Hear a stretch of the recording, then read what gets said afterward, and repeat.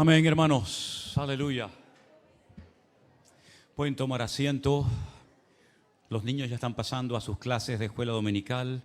Nosotros nos vamos a quedar aquí reflexionando en torno a la palabra. Y pido que por favor estén orando para que mañana el viaje y todas las gestiones que tenemos que hacer allí en Alicante, pues todo salga bien y podamos volver el miércoles ya contentos y bendecidos. Y nuestro hermano José con su esposa, que se encuentra ahora mismo en Vitoria, ¿no?, en el País Vasco, de donde es, con la niña, pues ya prontito se puedan trasladar allí a la casa. Y ya prontito vamos a comenzar ya pues a trabajar y a poner aquello en condiciones y limpiar. Y adelante, hermanos, porque la obra del Señor no se puede detener por nada ni por nadie, ¿sí? Así es que vamos a ver en qué condiciones y qué dejaron los que se fueron y qué no dejaron, para poder poco a poco ir acondicionando aquello. Y lógicamente pues tendremos que comprar pues muchas sábanas y toallas y colchones y cubiertos y tantas cosas, pero estoy plenamente convencido, como ya lo está haciendo, que el Señor va a ir supliendo todo, ¿verdad?, poco a poco, y aquello va a ser una bendición tremenda para todos los que vayan. Y espero que, yo calculo que en un par de meses como mucho, aquello esté en condiciones. Hay algunos árboles que están secos, que hay que arrancar, pero luego hay muchísimos, así que limones y naranjas no te van a faltar, Vitamina C vas a tener toda la que quieras y más. Y seguramente hay hermanos no solamente de aquí de casa, sino también de otros países que ya me han llamado y me han escrito diciéndome que en cuanto comencemos las obras de restauración o de ampliación o de lo que haga falta, pues que ellos vendrían para echar una mano y para estar allí trabajando. Hay una piscina enorme, muy bonita, que lleva algunos años sin funcionar y hay que acondicionarla, hay que limpiarla, hay que llenarla de muchos miles de litros de agua, pero la verdad es que va a ser algo precioso. Queremos dejar una zona también, una zona así recreativa, con mesitas para que la gente pueda comer, arreglar lo que son las cocinas, los baños, los comedores. Hay unos invernaderos enormes, unos invernaderos gigantescos, que vamos a ver lo que hacemos con ellos. Hay una cooperativa que viene de Murcia todos los años a llevarse toda la producción de naranjas y de limones. También hay posibilidad de tener gallinas y conejos, Así es que hay trabajo, José, hay trabajo. Gloria a Dios. Hay hermanos de la península que son de campo, que me han dicho, cuenta conmigo si hay que ir allí a sembrar, a plantar, a arrancar o a lo que haga falta. Así que va a ser algo maravilloso. Voy a ver si puedo hacer, si no mañana, en estos días antes de venir, una conexión y grabar un poquito todo aquello caminando por las distintas zonas para que ustedes lo puedan ver. Así que nosotros vamos, hacemos nuestra parte, pero ustedes se quedan, pero pueden hacer algo y deben hacer algo muy importante, como es orar. Amén, hermanos. ¿Lo van a hacer? Amén. Gloria a Dios. Vámonos al libro del Cantar de los Cantares, al Shir Hashirim, como se le conoce en hebreo. Un libro, como decía nuestro hermano Jerónimo, del cual se habla muy poco. Y lo poco que se habla a veces no es todo lo acertado que debería de ser. Por supuesto, hay varias interpretaciones, hay varias opiniones en cuanto al objetivo de este precioso libro, pero es un libro que está dentro del canon de los 66 libros de la Biblia. Por consiguiente, si el Señor permitió que este hermoso libro estuviera entre las páginas del Antiguo Testamento, pues siempre va a ser para nuestro beneficio y para nuestro conocimiento y desarrollo espiritual. Es verdad que Salomón tuvo muchas mujeres. Nunca fue a la guerra, todas las guerras ya las había, digamos, librado su padre, por lo tanto tenía mucho tiempo para muchas cosas. Pero esta mujer, concretamente la Sulamita del Cantar de los Cantares, se ve que era como su favorita. Era la mujer del cual él estaba enamorado, y algunos dicen que este libro lo escribió en honor a ella. Pero algunos dicen que el libro va mucho más allá que simplemente una carta de amor o poesías de amor. Algunos ven al pueblo de Israel reflejado en la esposa y a Dios en la figura de Salomón. En fin, hay, ya digo, diferentes opiniones, pero en el capítulo 5, ¿sí?, el libro Cantar de los Cantares, el capítulo 5, yo voy a leer a partir del versículo 2, porque si habéis prestado atención, La lectura fue a partir del verso 9, pero yo voy a leer a partir del versículo 2, que dice: yo dormía, pero mi corazón velaba. Es la voz de mi amado que me llama. Esa era una de las estrofas de la canción que cantamos en esta tarde. Ábreme, hermana mía, amiga mía, paloma mía, perfecta mía, porque mi cabeza está llena de rocío, mis cabellos de las gotas de la noche. Me he desnudado de mi ropa, ¿cómo me he de vestir? He lavado mis pies, ¿cómo me he de ensuciar? Mi amado metió su mano por la ventanilla y mi corazón se conmovió dentro de mí. Yo me levanté para abrir a mi amado y mis manos gotearon mirra y mis dedos mirra que corría sobre la manecilla del cerrojo. Abrí yo a mi amado, pero mi amado se había ido, había ya pasado, y tras su hablar salió mi alma. Lo busqué y no lo hallé, lo llamé y no me respondió. Me hallaron los guardas que rondan la ciudad, me golpearon, me hirieron, me quitaron mi manto de encima los guardas de los muros.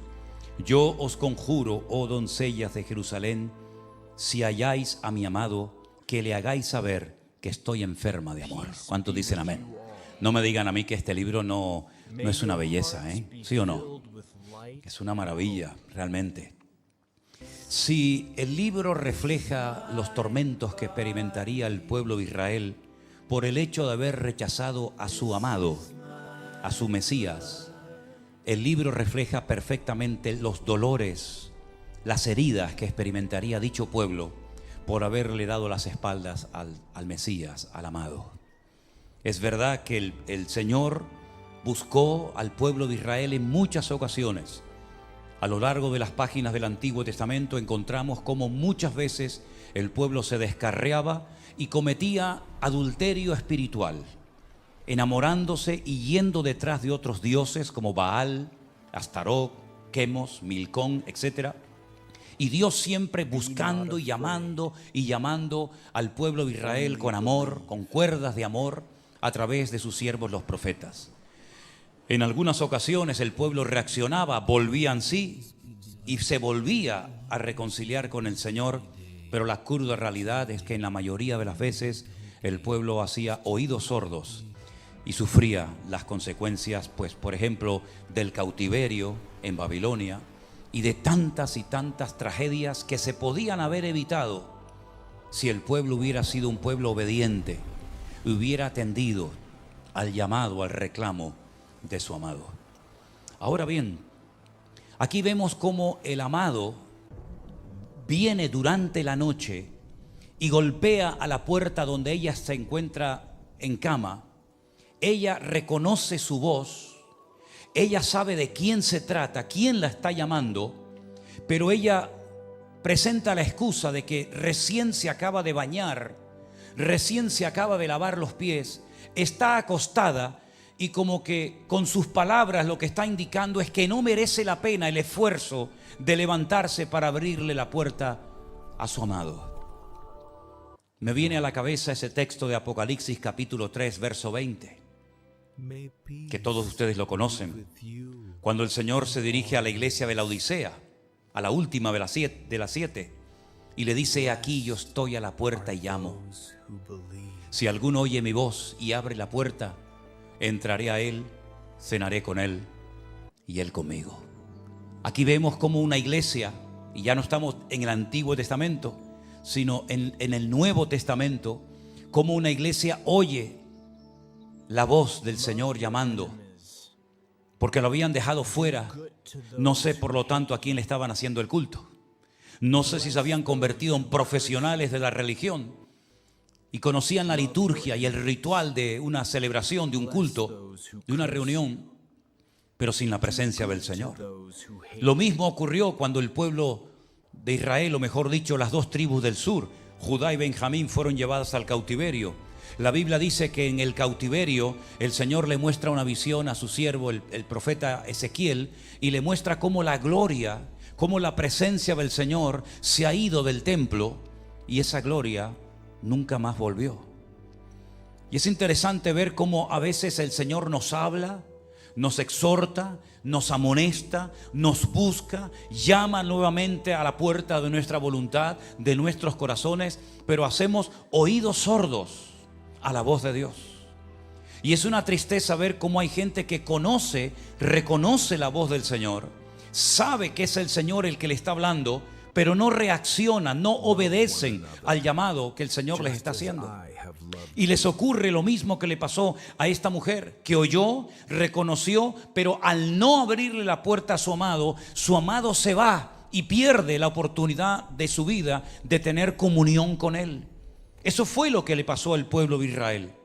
El pueblo de Israel tuvo el privilegio de ser el único pueblo escogido de Dios en el Antiguo Testamento, en la historia.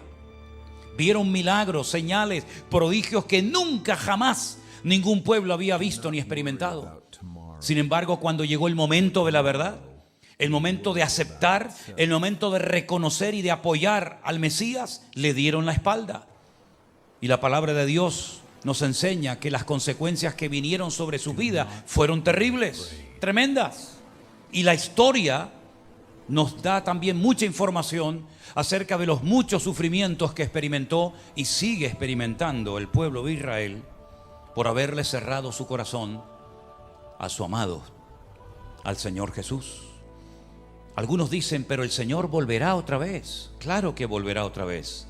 Hay 150 versículos en el Nuevo Testamento, solamente en el Nuevo Testamento, que hablan acerca de que Él volverá otra vez. Pablo se refirió a la venida del Mesías más de 50 veces en sus epístolas que escribió a las diferentes iglesias. Claro que el Señor volverá, es una de las promesas que Él dio. Me iré, pero volveré otra vez y os tomaré a mí mismo para que donde yo estoy, vosotros también estéis conmigo. Amén, hermanos. No se turbe vuestro corazón, le dijo el Señor a sus discípulos, porque yo voy a preparar un lugar para vosotros, pero vendré otra vez a buscarles a ustedes. En aquellos tiempos ya se corría la voz, fíjense qué tremendo, ya en el siglo I, de que el Señor estaba tardando mucho en venir. Y es ahí entonces cuando Pedro, inspirado por el Espíritu Santo, tiene que escribir en una de sus cartas estas palabras: hermanos, el Señor no retarda su promesa, según algunos le tienen por tardanza, sino que es paciente para con todos, deseando, anhelando que todos procedan al arrepentimiento. Amén, hermanos. Ese es el motivo principal por el cual el Señor todavía, digamos que retarda su venida, para darle oportunidad a las naciones, para darle oportunidad a la humanidad de que vuelvan otra vez a sus caminos, se reconcilien y pidan perdón de sus pecados. Pero vemos que al perder la presencia del amado, la esposa entra en una crisis de identidad tremenda. La amada enferma, entristece, se deprime y va por las calles de Jerusalén preguntando: ¿lo habéis visto?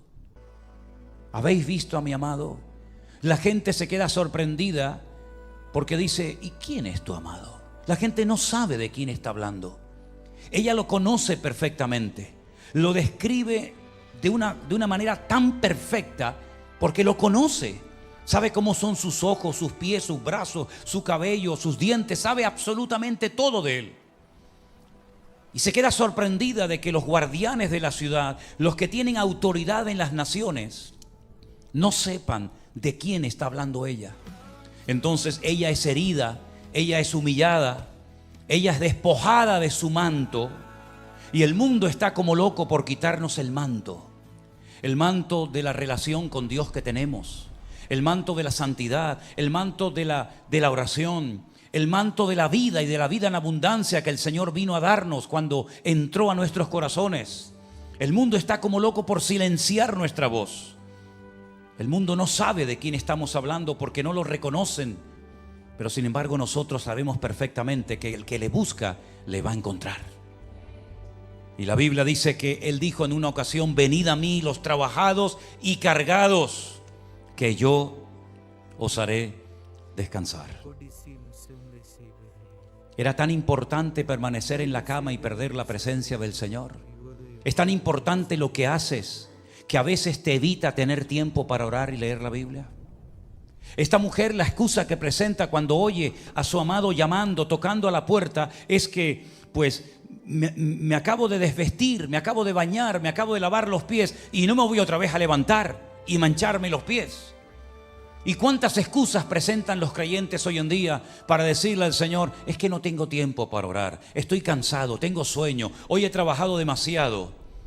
¿Cuánto tiempo hace que no coges la Biblia y te aprendes 3, 4 versículos de memoria de la palabra de Dios? Volvemos otra vez a repetir las mismas excusas delante del Señor. Excusas que ella le presentó al Señor, pero que no le sirvieron para nada. Porque cuando se percató, cuando se dio cuenta de que estaba hablando nada más y nada menos que con su amado, y se levanta a abrirle la puerta, su amado había desaparecido. No hay un versículo en la palabra de Dios que dice: si oyereis hoy su voz, no endurezcas tu corazón, porque hoy es el día aceptable, hoy es el día de salvación. Cuando el Señor te habla, y el Señor sabe cómo hablarnos a todos y a cada uno de nosotros. Qué interesante, tal vez ustedes no son conscientes de esto, pero cuando alguien termina de compartir, hay personas que a veces se te acercan y te dicen: hoy la palabra fue toda para mí. ¿Te ha pasado alguna vez? Pero esa persona, esa hermana no sabe que hace 5 minutos otra persona y otro hermano y otro y otro y otro dijo exactamente lo mismo. Hoy toda la palabra, toda la predicación fue para mí. Y es que la palabra es viva y es eficaz, y cada vez que la abrimos, Dios nos habla y nos transmite su mensaje y su voluntad a nuestras vidas. Por eso, si hoy el Señor habla en alguna área de tu vida, no endurezcas tu corazón. Ríndete al Señor y dile: Señor, como dijo su siervo Isaías: heme aquí, Señor, envíame a mí. En el Antiguo Testamento hubieron muchos momentos en los que Dios habló, muchos momentos en los que Dios quiso tener comunión con el hombre. Algunos respondieron afirmativamente a la voz de Dios y otros la ignoraron. Por ejemplo, el primer hombre que oyó la voz de Dios, ¿saben quién fue? ¿Quién fue el primer hombre que oyó la voz de Dios? Adán, Adán, ¿dónde estás? Adán se escondía de Dios. ¿Hay acaso algún lugar en la tierra o fuera de la tierra en el que nos podamos esconder de Dios? ¿Hay algún lugar donde Dios no nos vea y no nos alcance su mirada? Adán creía que se podía ocultar, que se podía esconder de Dios. ¿Y por qué lo hacía? Dice: porque oí tu voz y tuve miedo. Pero tuvo miedo porque había pecado. Porque el perfecto amor echa fuera el temor. Y donde hay temor es porque hay desorden y porque algo malo se ha hecho, y entonces tu conciencia te redarguye, te sientes mal, te sientes aludido cuando Dios habla por su palabra. Y entonces Adán, en vez de caer postrado de rodillas ante la presencia de su Creador, prefirió huir, prefirió esconderse, ocultarse dentro de un árbol. Y la Biblia dice que Dios lo llamó y lo llamó y lo llamó. Qué tremendo. Recuerdo también la voz de Dios hablando una noche, pero el sacerdote Elí estaba, el hombre, tan mayor y tan sordo espiritualmente hablando, que dice la Biblia que cuando aquel niñito, aquel jovencito llamado Samuel se metía en su aposento y le decía: dime, Señor, ¿me has llamado? Y Elí le decía: no, hijo, yo no te he llamado, ve, acuéstate tranquilo. Y en varias ocasiones volví a oír: Samuel, Samuel. Finalmente, por fin, el sacerdote Elí volvió en sí y le dijo: si te vuelve a oír, si vuelves a oír esa voz llamándote por tu nombre, dile: heme aquí, habla, que tu siervo oye. Y era nada más y nada menos que la voz de Dios. El sacerdote Elí era el sacerdote de Dios, pero no conocía la voz de Dios, no conocía la palabra de Dios, y así terminó sus días, él y sus hijos, ¿verdad? Sin embargo, Samuel escuchó la voz de Dios en la oscuridad de la noche y oyó un mensaje tremendo que al día siguiente casi que le da miedo, le da temor decírselo al sacerdote Elí. Pero él aprendió a oír la palabra de Dios porque tenía una actitud maravillosa en su vida que nosotros también tenemos que tener. ¿Y sabéis cuál es? Que no dejaba caer a tierra ni una sola palabra del Señor. En otras palabras, aprovechaba toda oportunidad que se le presentara para aprender. Aprovechaba cada oportunidad para servir. Aprovechaba cada oportunidad para oír la voz de Dios y aprender algo más de Él y poder servir mucho mejor al Señor que lo llamaba. Es interesante notar que la voz de Dios también se oyó en el Nuevo Testamento. Sí, la voz audible de Dios. Cuando dijo: este es mi Hijo amado, en el cual tengo complacencia. Y allí estaba el Señor Jesucristo siendo bautizado por Juan el Bautista en las aguas del río Jordán.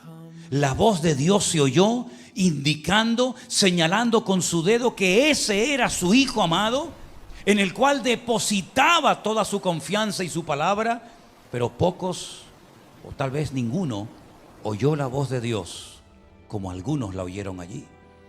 Y más tarde se volvió a oír también la voz de Dios, pero dice que algunos pensaban que fue la voz de un trueno. ¡Qué torpeza espiritual! Cuando Dios nos habla y no somos capaces de discernir, diferenciar la voz de Dios de otras voces. Estamos constantemente rodeados de voces, de sonidos, de coches, de sirenas, de emisoras de radio, de televisión, de gente, de niños que salen por la calle corriendo. Estamos constantemente rodeados de sonidos, pero en medio de este montón de sonidos y de voces, aprendamos a oír la voz de nuestro Dios. La Biblia nos enseña que un día Dios le dijo a su siervo Abraham: vas a ser padre de multitudes y necesitas a partir de hoy dar un paso de fe. No has sentido nada, pero has recibido una promesa y tienes que mantenerte firme en esa palabra, en esa promesa que yo te he dado, de que te daré a ti y a tu descendencia una tierra, y todas las personas que en esa tierra te bendigan serán bendecidas, y todas las personas que te maldigan por el hecho de haber recibido como herencia esa tierra también serán de alguna manera u otra maldecidas. Y necesitas dar un paso de fe cambiándote tu nombre. Tienen que comenzar a conocerte como padre de naciones, como padre de multitudes. Ya sé que no tienes ni un solo hijo. Ya sé que tu esposa es anciana y estéril. Y ya sé que tú también eres muy anciano. Pero tienes que alimentar tu fe cambiándote el nombre. Porque cada vez que te llamen Abraham, Abraham, te estarán recordando la promesa que yo un día te di. Y Abraham, en fe, sin tener ninguna evidencia de nada, se cambia el nombre y el Señor lo honra y lo bendice. Y en cierto sentido, todos somos hijos de Abraham. Amén, hermanos. Algunos por la fe, otros por descendencia, otros por raza o como sea. Pero en cierto sentido esa promesa fue tan amplia que hasta el día de hoy vemos a los hijos de Abraham por todas las naciones de la tierra, porque oyó la voz de Dios.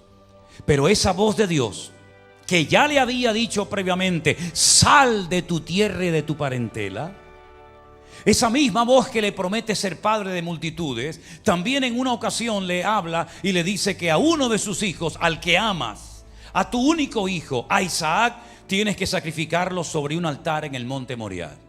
Y él no duda, porque él ya sabe cómo es el tono de la voz de Dios, porque él ya sabe discernir la voz de Dios de otras voces de la época. Y él se prepara y se levanta temprano a la mañana y camina durante 3 días con ese calor abrasador del desierto desde Beersheba hasta Jerusalén, al monte Moriah, dispuesto a sacrificar a su hijo porque Dios se lo había ordenado.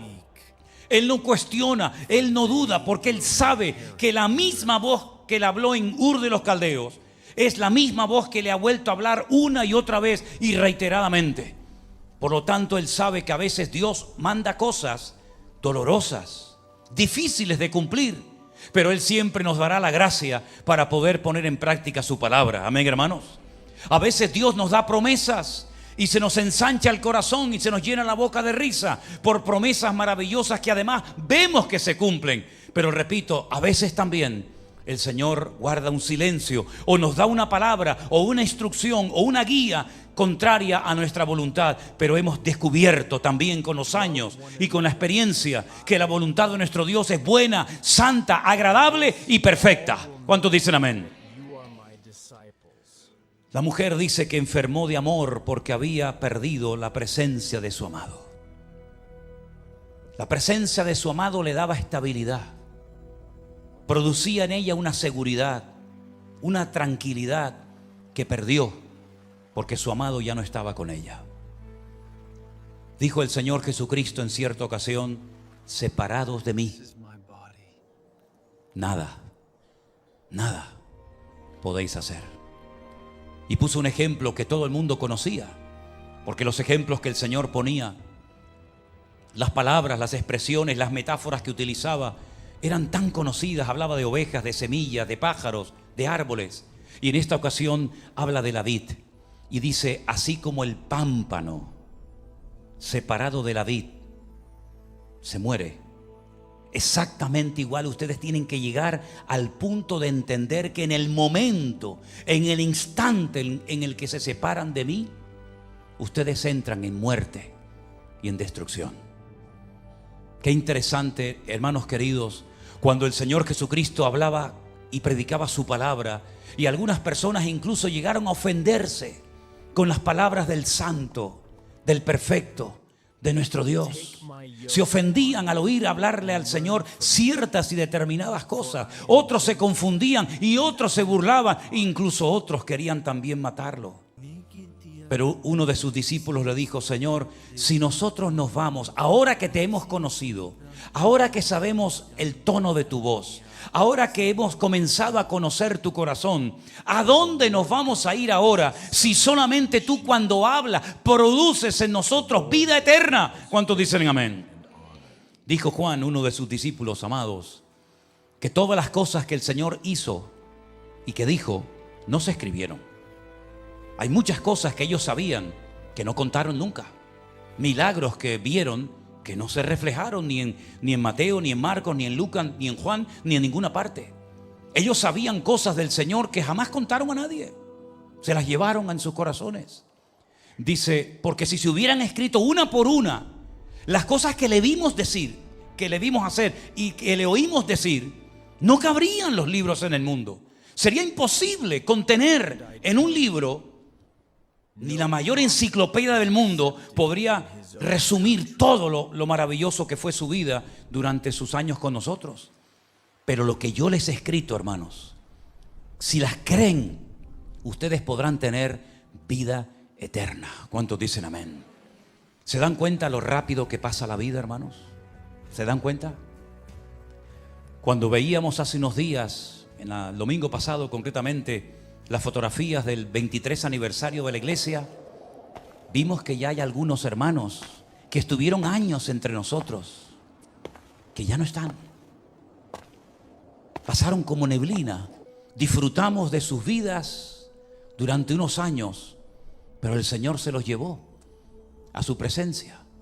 Y si siguiéramos cumpliendo años y celebrando aniversarios y más, uno y otro, seguramente pues veríamos que cada vez se van notando más las ausencias de ciertos y determinados hermanos y hermanas, ¿verdad? Porque la vida pasa volando. La vida es como neblina. Y cuando nos demos cuenta, se acabó y se fue. Por eso lo mejor que podemos hacer es afinar nuestros oídos para oír la voz de Dios. Porque creo, y lo reitero nuevamente, y llevo desde 2020 diciendo lo mismo, y no me cansaré de repetirlo, que Dios está hablando tan claramente, tan directamente a su pueblo por lo menos, que tenemos que prestar atención, porque todo lo que está ocurriendo a nuestro alrededor ya ha sido profetizado en la palabra de Dios. Ya el Señor nos lo habló, simplemente nos lo está recordando, y en algunos casos nos está permitiendo también poder ver lo que durante tantos años hemos creído y además hemos predicado.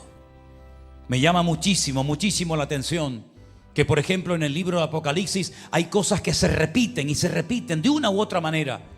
Pero curiosamente, cuando encontramos los mensajes que el Señor le da a las 7 iglesias que el Señor decidió hablarles de una manera especial, no es que no existieran otras, por supuesto.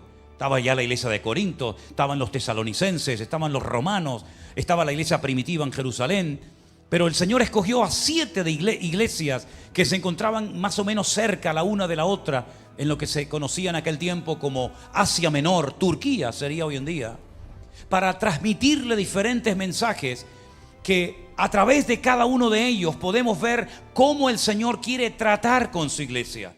¿Qué problemas se pueden evitar si hacemos caso a la voz del Señor? Y finalmente hay como una recompensa, ¿verdad? Hay una presentación a cada iglesia diferente una de la otra, hay una recompensa, pero finalmente siempre termina el mensaje a cada una de las 7 iglesias de la misma manera. El que tiene oídos para oír, que oiga lo que el Espíritu le está diciendo a la iglesia. El Espíritu Santo no ha sido quitado de la tierra, ni ahora ni nunca será quitado.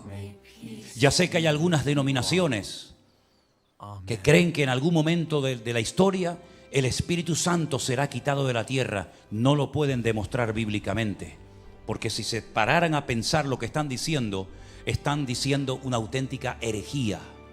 El Espíritu Santo jamás será quitado de la tierra, porque el Espíritu Santo es Dios. Y Dios es omnipresente y está en todas partes. Por lo tanto, si el Espíritu Santo sigue estando en la tierra, prestemos atención, abramos nuestros oídos a lo que el Señor nos está diciendo muy claramente cada día a través de su palabra y también, como no, de nuestra comunión con Él. Cuando esta mujer se despierta, va a la puerta y abre y se da cuenta de que su amado se ha ido. Sí, se ha quedado el aroma, el perfume, pero no la presencia. Pues dice la Biblia que enferma de amor comienza a recorrer las calles de Jerusalén preguntando: ¿habéis visto a mi amado? ¿Habéis visto a mi amado? Y saben, cuando leía esta porción, me venía a la cabeza aquellas 2 mujeres desesperadas porque tienen un problema familiar terrible que ningún rabino, nadie en esta vida les puede solucionar. Ellas saben perfectamente que su hermano Lázaro está gravemente enfermo. Ellas conocen perfectamente el ministerio y la vida del Señor Jesucristo. Ellas nunca molestarían al Señor por algo leve, por algo pasajero. Cuando ellas desesperadamente mandan mensajeros para que venga urgentemente el maestro a su casa, es porque saben, porque reconocen por los síntomas, por lo que están viendo, que Lázaro está gravemente enfermo y que si no recibe atención pronto por parte del maestro, puede morir. Y ellas llaman al maestro. Pero la palabra de Dios nos enseña que el Señor no vino cuando ellas querían que Él viniera, sino que llegó al 4.º día.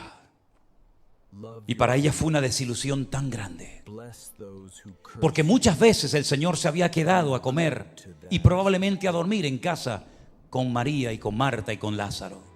Y además le dicen al Señor, cuando le mandan aquel recado por aquellos mensajeros: el que amas está enfermo, como diciendo: oye, que no es uno cualquiera, sino es una persona que es tu amigo, es una persona que tú amas, lo amas a Él y Él te ama a ti, y nosotras también te amamos a ti. Así que ven pronto, porque nuestro hermano está gravemente enfermo. Repito, qué tremenda desilusión se tuvo que llevar Marta y María cuando ven que pasa un día y mirando por la ventana: ¿vendrá? ¿No vendrá? Bueno, tal vez el Señor está sanando a algún enfermo, te estará despidiendo de la multitud. Seguro que al caer la noche el Señor aparece, seguro. Pero se van a la cama y el Señor no apareció, y se levantan temprano a la mañana, porque ellas saben que el Señor es muy madrugador, y empiezan a otear el horizonte y se dan cuenta de que no hay señales, no hay evidencia del Maestro. Y pasa el 2.º día y pasa el 3.er día, y finalmente la muerte se apodera del hogar de Marta y de María. El enfermo pasa de estar enfermo a estar muerto. Y pasaron tantas horas que dio tiempo hasta de enterrarlo, dio tiempo hasta de sepultarlo y meterlo en un sepulcro. Y finalmente, cuando ya la gente está destrozada, desilusionada, herida, porque te llamé y no viniste, ahora es a la inversa. Ahora no es el amado el que llama a la amada y la amada no responde. Ahora son ellas las que llaman al amado y el amado no responde. Y cuando llega el Señor al 4.º día, las 2, aquella que era muy afanada y trabajadora en los quehaceres del hogar, y la otra que parecía como más atenta a la palabra, más abierta a la palabra, a la administración del Señor, las 2 como que se unen, se parecen a la hora de hablar. Y las 2 le dicen al Señor: Señor, si hubieras estado aquí cuando te mandamos a llamar, nuestro hermano no habría muerto. En otras palabras, nuestro hermano ha muerto por tu culpa, porque yo te llamé. Yo te oí cuando tú dijiste: pedid y recibiréis. Yo todavía recuerdo, me retumban en mis oídos aquella predicación, aquel mensaje que diste. Yo estaba allí cuando dijiste: el que llama se le abrirá, el que busca halla, y el que pide recibe. Porque todo el que pide recibe, el que busca halla, y el que llama se le abrirá. Yo recuerdo de memoria esas palabras. Y yo te busqué, yo te llamé, pero no apareciste. Y nuestro hermano ahora está muerto. Y ella sabía, como buena judía que era, que los muertos algún día resucitarán. De hecho, se lo dice al Señor. Jesús le dice a ellas: yo soy María y Marta, la resurrección y la vida. El que cree en mí, aunque esté muerto, vivirá. Y ellas dicen: sí, Señor, yo sé que Lázaro volverá a la vida, pero no ahora. Nunca más volveremos a abrazar y a besar a nuestro hermano. Nunca más volveremos a comer juntos alrededor de una mesa, escuchando tus palabras y deleitándonos contigo. Yo sé que resucitará, pero en el día postrero. Y es entonces cuando el Señor tiene que movilizar y tiene que comenzar a romper estructuras religiosas y tiene que comenzar a acercar la fe, que es como muy lejana, de Marta y de María, y casi les obliga, les presiona para que lo lleven al lugar donde lo han sepultado. Y entonces allí dice que se quebranta el Señor y llora el Señor, porque ellas tienen como una fe a largo plazo, pero lo ven todo negro. Ven que su presente es terrible y solamente les queda la promesa de que mi hermano resucitará en el día postrero, pero ahora mi vida es un desastre y no hay escapatoria. Y es entonces cuando el Señor llama a Lázaro con su voz poderosa, con su voz de autoridad, y para sorpresa de todos sale de aquel sepulcro después de 4 días, demostrando el Señor que no hay nada, absolutamente nada, imposible para Él. Y lo curioso es que a los pocos días, esto es tremendo, hermanos, los religiosos de Israel, los escribas, los fariseos, querían matar también a Lázaro. No solamente a Jesús, sino también al milagro, para que no quedara constancia y nadie pudiera decir: no, yo vi cuando estaba muerto y también vi cuando resucitó. Tanto a uno como a otro lo quieren eliminar, quitar de en medio para salir con la suya. Y por eso los sufrimientos de esta muchacha, que pierde la gloria, que pierde la presencia de su amado, en cierto sentido es verdad que se parece mucho a la historia trágica del pueblo de Israel. Un pueblo tan bendecido, un pueblo que fue predestinado para ser cabeza y nunca cola, un pueblo que fue creado y diseñado por las manos de Dios para dar a los demás y no tener que depender de nadie. Un pueblo que tenía que ser la luz entre las naciones. Es un pueblo que lamentablemente en este momento está como acorralado, rodeado de enemigos y cada vez más solo, sabiendo que solamente Dios es el único que puede venir en su pronto auxilio. Hermanos queridos, hoy el Señor nos vuelve a hablar y nos recuerda cosas como: estoy contigo y nunca te abandonaré. Aunque tu padre y tu madre te abandonen, yo siempre estaré a tu lado. Yo soy tu pronto auxilio en las tribulaciones de la vida. Aunque andes por valles de sombra y de muerte, no temas mal alguno, porque yo estoy contigo. Y tantas cosas que hemos oído centenares o miles de veces, hoy el Señor nos las recuerda para que sepamos que nuestro amado nuevamente está a la puerta de nuestros corazones llamándonos. ¿Cuántos dicen amén? ¿Le abrirás o le cerrarás la puerta al Señor en esta noche? Abrirás la puerta de tu corazón y le dirás: Señor, heme aquí, cuenta conmigo, te amo, quiero estar contigo todos los días de mi vida. O le cerrarás tu puerta, endurecerás tu corazón y perderás esta oportunidad maravillosa que el Señor te está dando. En ti está la respuesta. ¿Cuántos dicen amén? Cierra tus ojos en esta noche, mi querido hermano, ahí donde estás. Recuerda estas palabras. La voz de mi amado me está llamando. Esa voz se oye, pero solamente la pueden oír aquellos que tienen su oído afinado a la voz de Dios. Esa voz sigue hablando a la iglesia hoy en día, pero solamente la podrán oír aquellos hombres y mujeres que se han preparado para esta hora de la historia, esta hora negra, difícil, terrible, pero donde Dios sigue hablando y mostrándonos su misericordia, su gracia, su amor, su perdón, para que no vayamos por la vida solos, ni tristes, ni frustrados, sino sabiendo que el Señor está con nosotros. Aleluya. Aleluya, bendito sea tu nombre. Cierra tus ojos ahí donde estás. Vamos a orar a nuestro Dios. Aleluya. Aleluya. Señor, te damos gracias por tu palabra. Queremos decirte, aquí estamos, Señor, dispuestos a servirte una vez más.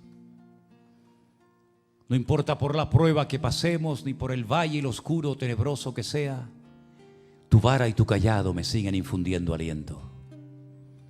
Y yo sé, Señor, que tú estarás conmigo todos los días, hasta el fin del mundo. Aleluya. Dile, Señor, abro mi corazón, dígaselo. Yo abro mi corazón a ti, Jesús. Estoy dormido, pero no muerto. Mi corazón vela, esperando tu venida. Aleluya. Voy a pedir a los hermanos que nos van a ayudar a recoger la ofrenda en esta tarde, que pasen adelante. Y estamos muy contentos de ver a tantos hermanos de diferentes partes, incluso de diferentes naciones. Que Dios les bendiga. La verdad es que siempre es un gozo, ¿no? Sé que estamos lejos. Algunos piensan que Canarias está ahí a la vuelta de la esquina, que se puede ir en tren o en autobús o en carretera, pero no. Estamos lejos, pero gracias a los hermanos que hacen siempre un esfuerzo por estar con nosotros. Aleluya. Acompañándonos. Gracias al Señor. Vamos a orar y poner esta ofrenda en las manos de nuestro buen Dios y darle gracias al Señor. Pónganse siempre por aquí, hermanitas. Las de la ofrenda tienen que acostumbrarse a ponerse aquí delante, ¿sí? Eso es. Y vamos a orar por esta ofrenda para que el Señor la bendiga y bendiga tu economía y que el Señor te dé trabajo y salud y que podamos comenzar una semana llena de la bendición de nuestro Dios. Oramos. Gracias, Señor Jesús.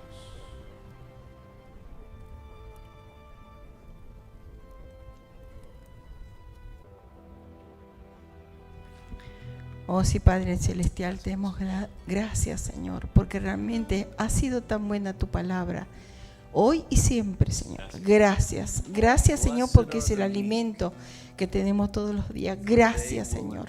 Gracias porque eres bueno y bondadoso. Gracias, Señor, por las personas que hoy han llegado hasta aquí, Señor. Gracias. Gracias, las bendecimos, Señor. Bendecimos también, Señor, las personas y bendecimos, Señor, los diezmos y las ofrendas, Señor, que de corazón se van a dar para ti, Señor, para que tú, Señor, les multiplique. Padre amado, aquel que no puede, Señor, provea, Padre Santo, provee, Señor, porque de ti dependemos todos, Señor. Gracias te damos, Señor, te damos gloria y honra a tu nombre, toda la gloria es para ti. Gracias, en el nombre de Jesús, en el nombre de Jesús. Amén.